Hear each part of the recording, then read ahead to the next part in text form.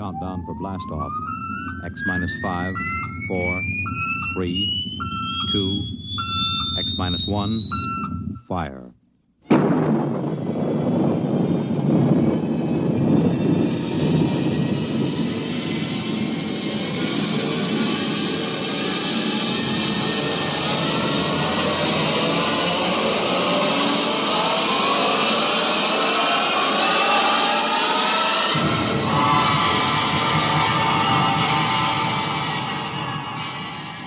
From the far horizons of the unknown come transcribed tales of new dimensions in time and space. These are stories of the future, adventures in which you'll live in a million could-be years on 1,000 maybe worlds. The National Broadcasting Company, in cooperation with Street and Smith, publishers of astounding science fiction, presents X minus 1.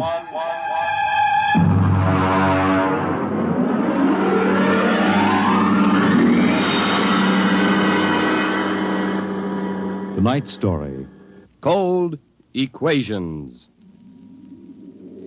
There is no margin of safety along the rim of a frontier. There can't be any until the way is made for those who come later. Until then, the penalty for mistakes is a grim one. The laws of physical nature operate with irrevocable certainty, with no room for mercy, kindness, or sentimentality. In space, life becomes a cold equation, and the equal sign is often followed by death. I know. I'm the pilot of an EDS.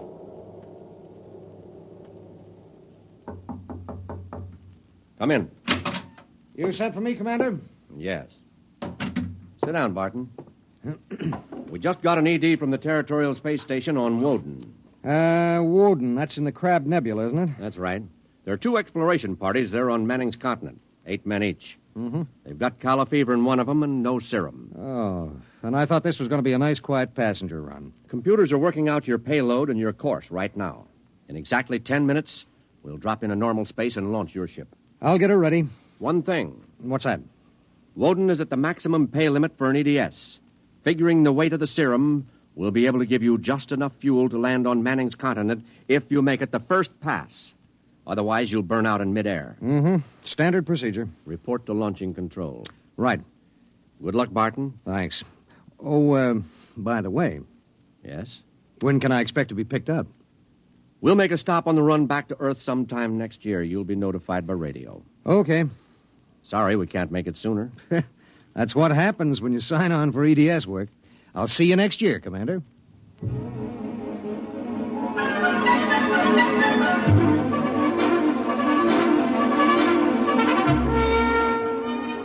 Down in the belly of the Stardust, the crew was working like beavers to get the EDS, the Emergency Dispatch Ship, ready.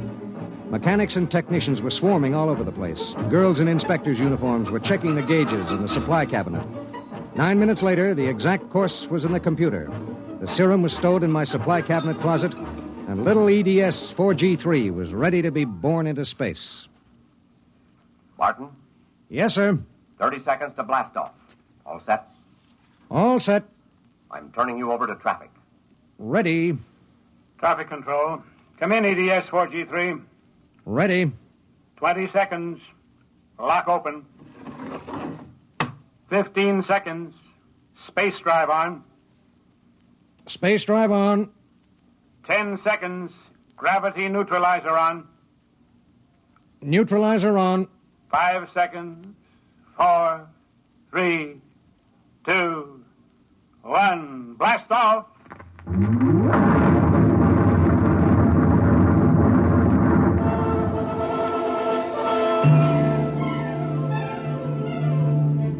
I don't remember how long it was afterwards that I first noticed something wrong. Maybe an hour, maybe 2.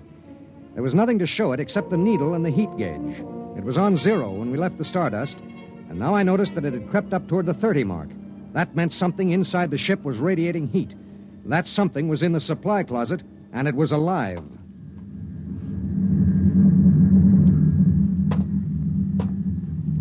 All right, come out. Whoever or whatever you are, if you don't come out in 5 seconds, I'm going to blast you. 1, 2. Well, I'll be... Hello. I'm Marilyn Lee Cross. What are you doing in there? I'm a stowaway. Oh, my... What's the matter? Do I have to pay a fine or something? What are you doing here? I wanted to see my husband. Who's your husband? He's with the government survey crew on Woden. I haven't seen him since he left Earth 4 years ago. Okay. But what made you hide in my EDS? I have a job waiting for me on Mimir, but I heard you were going to Woden and there was plenty of room, so I hid. Oh, I knew I'd be breaking some kind of rule, but what's one little rule?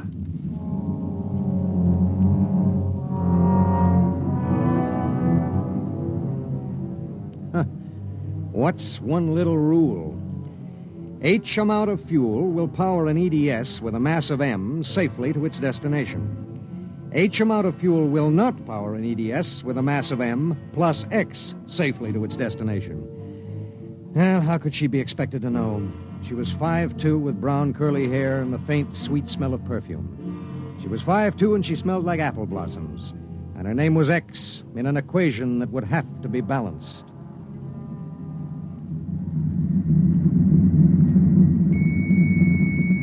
Stardust. Come in, EDS. Come in. This is Barton, emergency dispatch pilot 4G3. Go ahead. Give me Commander Delhart. What's the message, EDS? I have to consult Commander Delhart. The commander is busy. Listen, you squirt. Give me Commander Delhart. One moment, 4G3. Commander Delhart. Emergency message from EGS 4G3. This is Delhart. What is it? At 0800 hours, I discovered a stowaway aboard my ship. A stowaway? Yes, sir. Well, have you notified ship's records? Not yet, sir. You know the regulations as well as I do. Of course I know the regulations. That's why I'm calling. Martin, what's going on? Sir, this is a girl. A young woman. Oh. She wanted to see her husband on Woden. She didn't know what she was doing. I see. I wondered, sir, maybe the cruiser could change course or something? I'm afraid not. We're hundreds of light years apart now. We have a limited fuel supply ourselves, with 900 passengers. Is there any chance? No. Okay, Skipper. Better get the information to ship's records. Okay. Barton. Skipper? I'm sorry. Yeah, sure.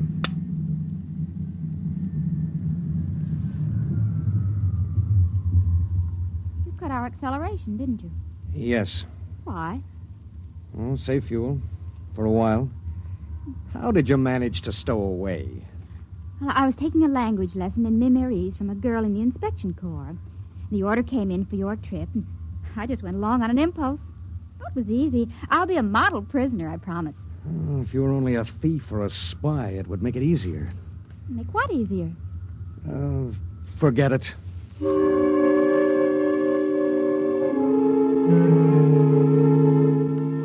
Why couldn't she have been somebody with some ulterior motive, a fugitive, hoping to lose himself in a raw new world, a crackpot with a mission? Why did she have to be a woman? A beautiful, kind, trusting woman?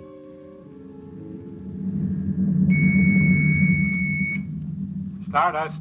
Barton, EDS 4G3. Go ahead, 4G3. Identify a stowaway.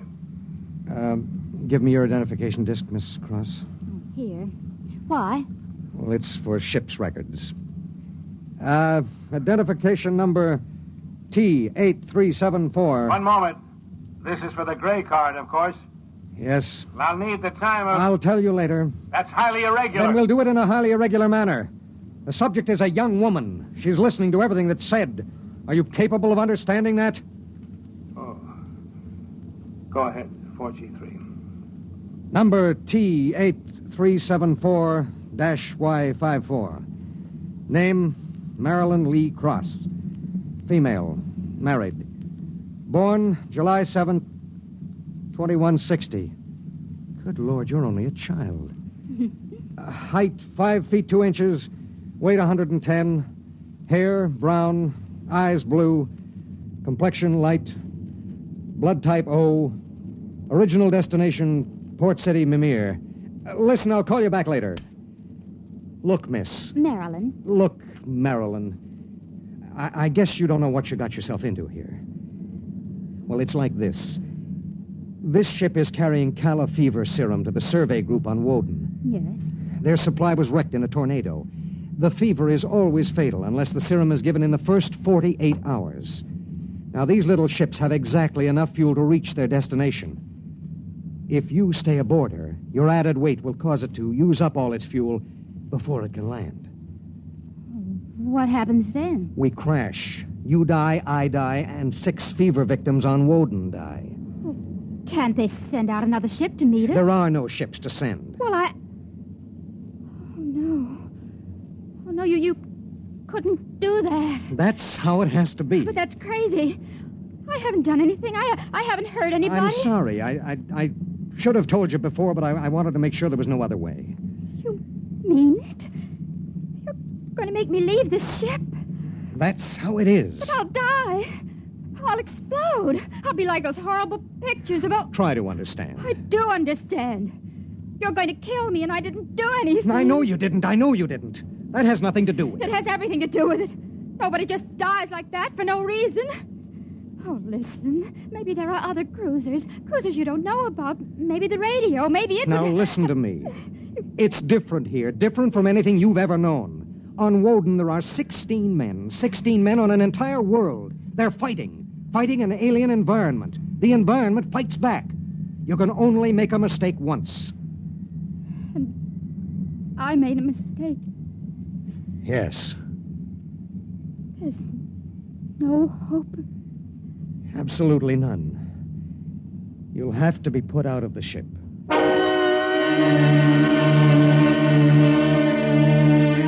It was better so. With the going of all hope would go the fear. Then would come the resignation. She needed time, and there was so little. EDS. Starship to EDS. Need pertinent data. All right, Starship. When do you expect to complete your report? I need a computer check. I'll give you statistics. Statistics. This is EDS 4G3. I'm intersecting course vector 7.3 at 0831. Deceleration 1750, weight 1 ton. I would like to stay at point 10 as long as the computers allow. Will you give them the question? Check. I'll call you back.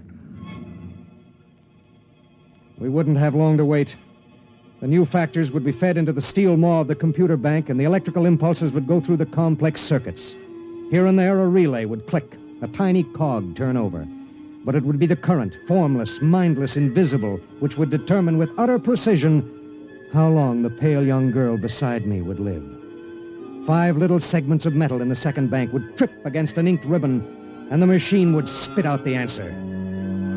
You will resume deceleration at 1910. It was 1810 when he spoke. 1 hour. She has 1 hour to live.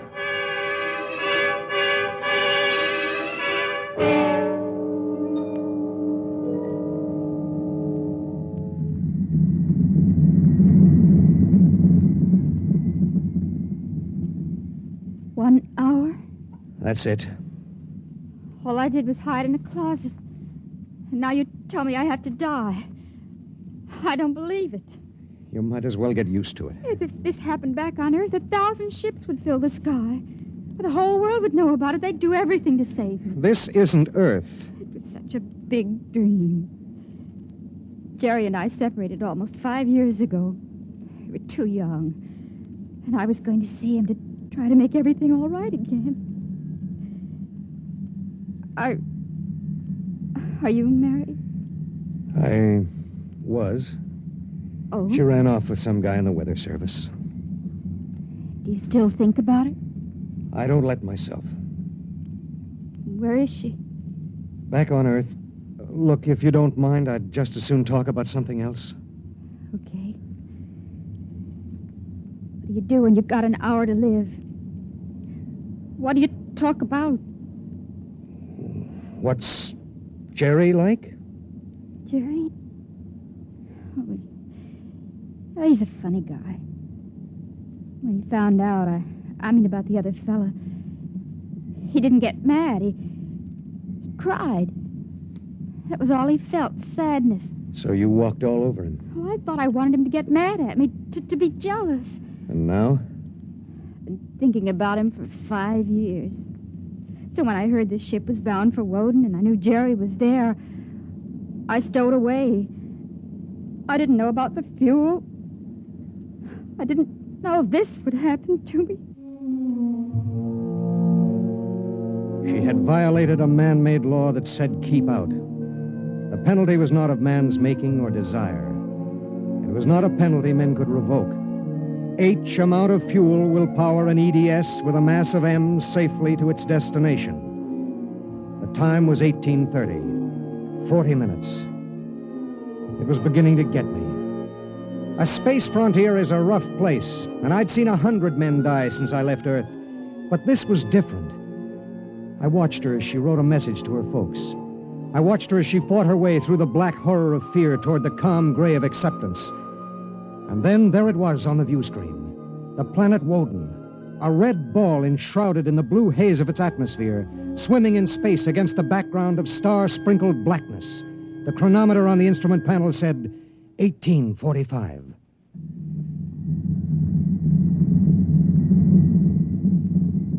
Listen, we're in radio range of Woden now. I mean, would you want me to try to contact your husband? Jerry? It'd mean he would know you're going to die. There'd be nothing anyone can do. Yes. I would like to talk to him. Do you think we can? Well, the planet is turning. If his group is on the side facing us, we might be able to reach him. Well, try. All right. Hello. Hello, Woden. EDS to Government Survey Group. Can you hear me? Come in, Woden.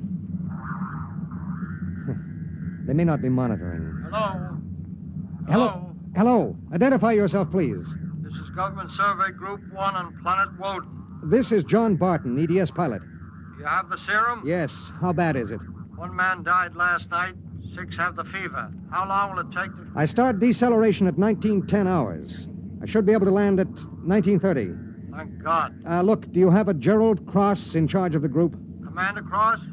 Yes, we do. Could I speak to him? He isn't here. He's out with the survey team. When do you expect him? Can't say.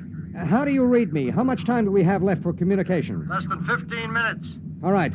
If Commander Cross comes back before we lose radio contact, will you have him buzz me? It's important. Okay, EDS. I'll keep the set open. Check.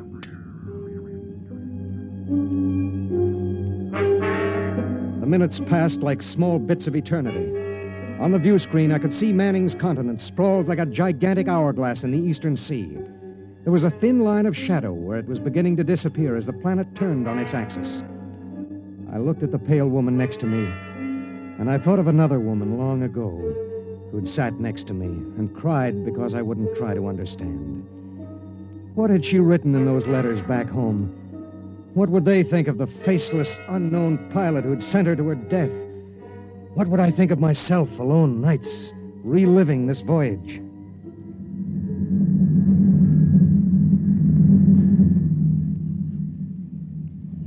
Cold, isn't it? I'll turn up the thermostat. Nothing from Jerry? We have about 2 minutes of radio contact left. Maybe it's better. I mean, suppose it were you and your wife tried to call you. How would you feel? I don't know. Do you ever hear from her? I got a letter about a year ago. I tore it up. That was foolish. Yeah, it was. Life is so terribly short to be wandering around alone. Well, Wait a second, we're getting something. How much time before I have to leave the ship? About 10 minutes. Hello, EDS. Hello, EDS. Come in. Come in. EDS. This is Woden. I have Commander Cross. All right, go ahead. Hello, this is Commander Cross. Jerry Cross? Yes. I have someone for you. Go ahead. Hello. Jerry? Hello? Jerry? Who is it? It's me, Marilyn. Marilyn. I wanted to see you again. I stowed away on the EDS. You what? But Marilyn... It doesn't matter, Jerry. All that matters is that I can tell you all the things I've kept inside for so long. Jerry, I want you to know I've never forgotten. Oh, it's been so many years. I can't believe it. I thought I'd see you again, but now I can't. Jerry, you don't hate me, do you? Hate you? Oh, Marilyn, I've never stopped loving you. Not for an instant. Oh, Jerry. Listen, we don't have much time. The transmission is getting fuzzy. Oh, Marilyn, I've got to see you. There's got to be some way. There isn't. Let me talk to the pilot. Give it to me. Hello? Pilot, have you called the mothership? Did you have them checked with the computers? I've done everything. You've been on the frontier long enough to know the setup in an EDS. Oh, dear God, there must be something, some way. Do you think I'd let this happen if I wasn't sure? He tried to help me, Jerry. He tried. And it really doesn't matter. I'm not frightened anymore. Not now. But how did you get here? I don't understand. Well, I was going to Mimir to take a job, I thought. And now I realize I was just going because I'd be closer to where you were. Oh, Jerry, all this time... Don't. Let me tell you something. Marilyn, I've always known you'd come back to me. I've known it every minute. It's what's kept me alive. I want you to hold that in your mind. Jerry, I can't hear you. We haven't much time. We're losing radio contact. Jerry! Oh, don't cry, darling. Just know how I feel. I do. It's fading. There are so many things to say. Jerry, if you can still hear me, maybe I'll come to see you again. Maybe I'll come to you in your dreams, or be the touch of a breeze, or one of those golden-winged little birds singing my silly head off. Maybe I'll be nothing you can see or hear, but you'll know I'm there. Think of me like that, Jerry. Goodbye. Goodbye, my darling. She sat motionless in the hush that followed. And then she looked at me. Now? Now. I pulled down the black lever, and the inner door of the lock slid open. She walked with her head up and the brown curls brushing her shoulders. I let her do it alone. She stepped into the lock and turned to face me, and I could see the pulse in her throat. I'm ready. I pulled the red lever, and there was a slight waver as the air gushed out. I thought I sensed a bump, as if something had bumped the outer door. And then there was nothing. The white hand of the closet temperature control was back at 0. A cold equation had been balanced, and I was alone in the ship.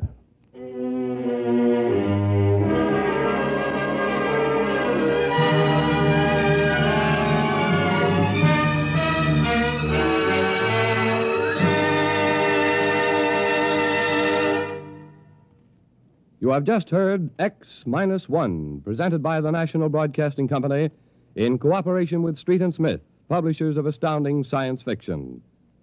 Tonight, by transcription, X-1 has brought you Cold Equations, written by Tom Godwin and adapted for radio by George Lefferts. Featured in the cast were Court Benson as Barton, Jay Meredith as Marilyn, Milo Bolton as Commander Delhart, Bob Hastings as Jerry Cross, Jack Arthur as Traffic Control Officer, and Walter Kinsella as the Woden Monitor. Your announcer, Bill Rippey. X-1 was directed by Ken McGregor and is an NBC Radio Network production.